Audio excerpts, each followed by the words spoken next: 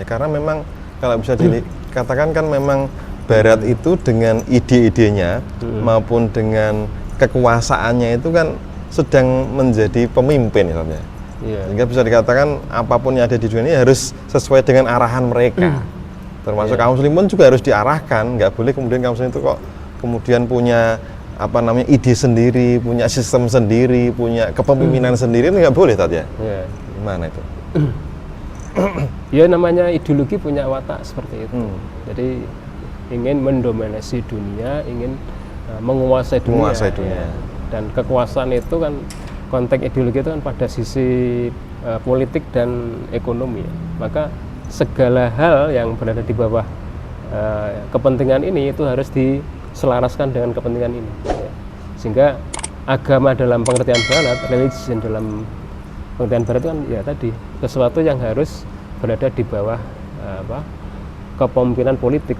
Sehingga harus sekuler, agama itu dianggap sebagai urusan privat tadi ya. Urusan privat yang tidak boleh mengurusi urusan politik dan ekonomi tadi. Jadi memang sudah ada batas tembok yang tebal ya, antara urusan privat. Pengalaman sejarah hitam di Eropa ketika dulu agama mendominasi, Barat mundur, dan kemudian bagaimana muncul fanatisme agama yang membuat politik Barat ini berada dalam titik nadir yang paling bawah ketika itu. Maka sejarah traumatik itulah yang membuat mereka membenci agama atau menyingkirkan agama dari kehidupan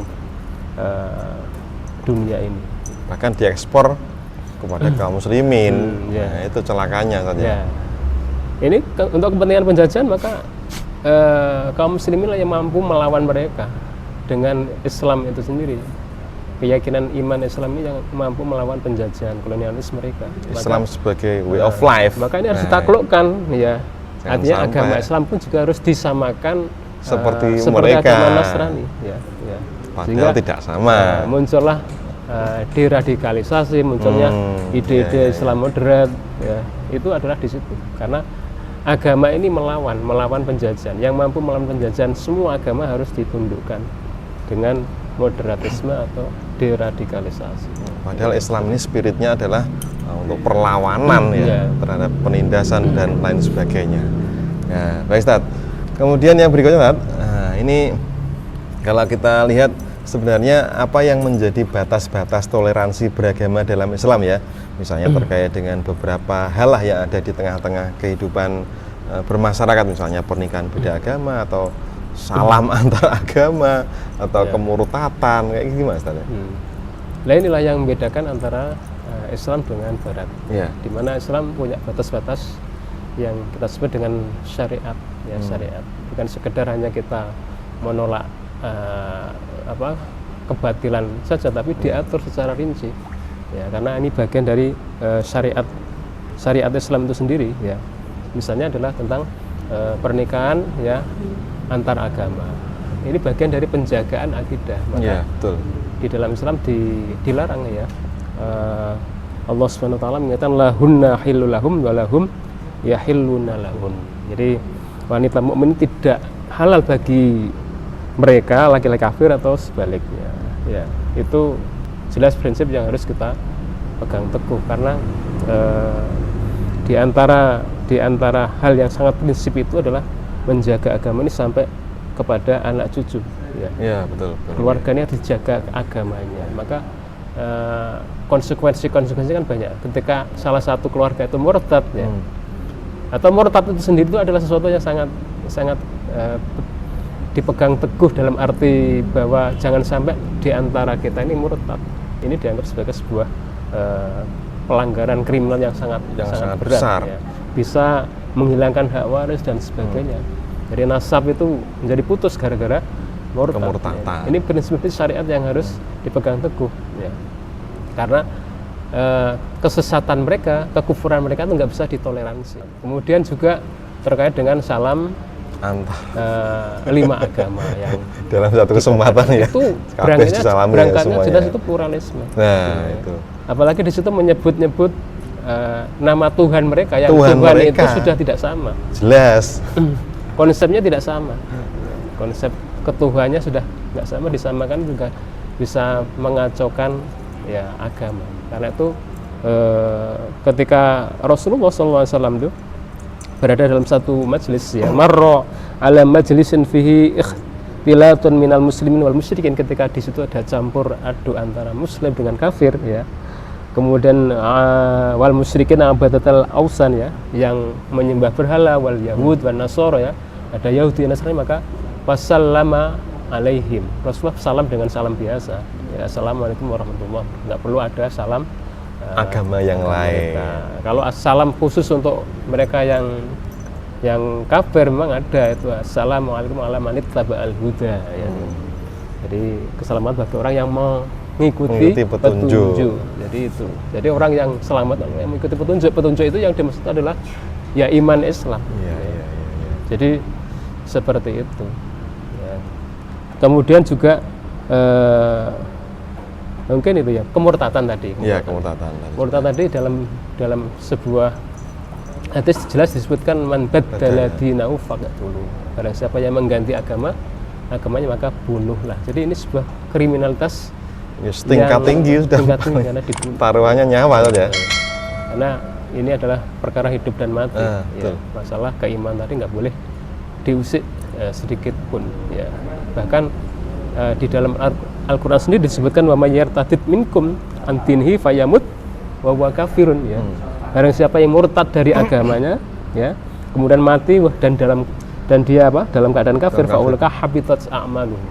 Maka seluruh amalnya itu tertolak. Amal kebaikan, amal kemanusiaan ya, yang baik-baik itu di dunia ditolak ya. Jadi di dunia wal akhirah wa ulaika ashabun nar hum fiha khalidun. Mereka menjadi ahli neraka. Na'udzubillah ya. Bahkan dalam sebuah hadis itu ya disebutkan walladzi nafsu Muhammadin biyadi ya demi Tuhan yang jiwa Muhammad ada di tangannya, la yasma'u bi ahadun min hadhil ummah ya, tidaklah mendengar tentang aku seseorang dari umat ini Yahudiyun wala Nasrani, baik Yahudi ataupun Nasrani, semayamutu walam yu'min ya, kemudian dia mati dan tidak beriman. Ya. Billadzi ursiltu bihi, dengan apa yang aku bawa ya, illa kana min ashabil nar, kecuali mereka menjadi penghuni neraka. Nah, yang terakhir tentu bagaimana para ulama itu sangat keras keterlibatan kita pada setiap perayaan tadi itu, la yashhaduna zur, dalam Al-Quran ada ayat yang la yashhaduna zur, janganlah kalian menyaksikan kepalsuan, dan tidak ada kepalsuan yang paling tinggi kecuali adalah ketika mereka menyebut Tuhan itu punya anak. Ini adalah sebuah kepalsuan yang ya seharusnya kita jauhkan dari keluarga kita dan umat kita, karena ini membahayakan akidah kita. Kira-kira begitu. Yang padahal itu harus dijaga sampai titik darah penghabisan lah ya, kan begitu ya. Oke, baik Ustaz. Satu lagi Ustaz. Ya, jadi kalau kita lihat ini kan di dalam konteks ya kehidupan kita sekarang ini, toleransi ini kan tidak istilahnya itu ya menjadi suatu hal yang kacau lah begitu ya. Jadi suatu hal yang kacau. Nah, tapi kalau kemudian kita melihat bagaimana sejarah Islam dulu itu, ya, sejarah Islam dalam arti itu ketika masih ada kehidupan Islam, dalam arti ketika masih ada kepemimpinan Islam lah begitu. Nah, misalnya yang terkenal zamannya Khalifah Umar bin Khattab radhiyallahu anhu, ketika beliau itu bersama dengan pasukan kaum muslimin membebaskan Palestina, kan gitu. Akhirnya kemudian sudah dibebaskan, kemudian orang-orang Nasrani termasuk uskupnya atau pendetanya di sana kemudian tidak dipaksa masuk Islam, kan gitu ya, tidak dipaksa masuk Islam, dibiarkan untuk beribadah. Nah, artinya kalau kita melihat seperti ini kan, bahwa di dalam sejarah Islam itu ternyata kepemimpinan Islam yang dinamakan sebagai khilafah Islam itu bisa mewujudkan toleransi tanpa mengorbankan akidah, yang itu harus tetap dijaga terus, kan gitu. Nah, ini apakah memang sedemikian pentingnya seperti itu saja adanya khilafah Islam atau adanya kepemimpinan Islam yang dengan diterapkannya ajaran-ajaran syariat Islam itu akan bisa menjaga toleransi maupun hal-hal yang ada di tengah-tengah kehidupan masyarakat. Ya, di antara maqasidus syariah, jadi tujuan penting dari syariat itu ya, di mana syariat itu hanya bisa ditegakkan melalui kekhilafahan ya, itu adalah al-muhafadzatu 'alad din, jadi menjaga agama. Bagi umat Islam menjaga agama itu dia tadi jangan sampai umat ini murtad ya, dengan berbagai tadi syariat yang membatasi ya, dalam konteks toleransi nggak boleh begini, nggak boleh begitu ya. Itu jelas ya. Nah, di sisi lain kalau kita lihat peradaban barat kan itu bukan menjaga agama tapi mengacaukan agama. Jadi eksistensi agama itu di dalam Islam masih ada, silakan terus mereka berkembang ya, beranak cucu silakan berkembang, tidak boleh diganggu ya, urusan akidah, urusan ritual ini tidak boleh diganggu. Nah itu cara Islam ya, meskipun memang di arena publik mereka tidak boleh terlalu mencolok untuk mengekspresikan keberagamaan mereka. Itu karena tadi dalam rangka menjaga agama Islam tadi Muslim karena sebagai yang membangun peradaban ya, yang memiliki entitas politik negara, memang tujuannya adalah untuk membangun negara yang berakidah Islam. Ya, bukan berakidah pluralisme. Jadi sepanjang sejarah maka orang-orang seperti Boutros Ghali, orang-orang seperti ya kaum Nasrani yang ada di Palestina masih ada terus ya. Jadi mereka didekati dengan cara dakwah, mereka didekati dengan cara penerapan syariat secara sempurna, mereka melihat keadilan Islam, lalu mereka berbondong-bondong yadkhuluna fi dinillahi afwaja, tanpa paksaan, karena la ikraha fiddin, tidak ada paksaan dalam beragama ya. Itu saya kira seperti itu ya. Baik Ustaz, alhamdulillah kita sudah bisa menyelesaikan editorial ya, editorial yang spesial ya, edisi spesial ya, karena edisinya offline. Spesial pada kesempatan kali ini kita bahas tentang toleransi beragama untuk menjaga akidah Islam, karena memang ini suatu hal yang penting dan bahkan sangat penting, sangat mendasar bagi kaum muslimin. Jangan sampai kita itu kemudian menjadi murtad, naudzubillah ya. Jangan sampai menjadi terdegradasi atau terreduksi atau digerogoti lah gitu ya.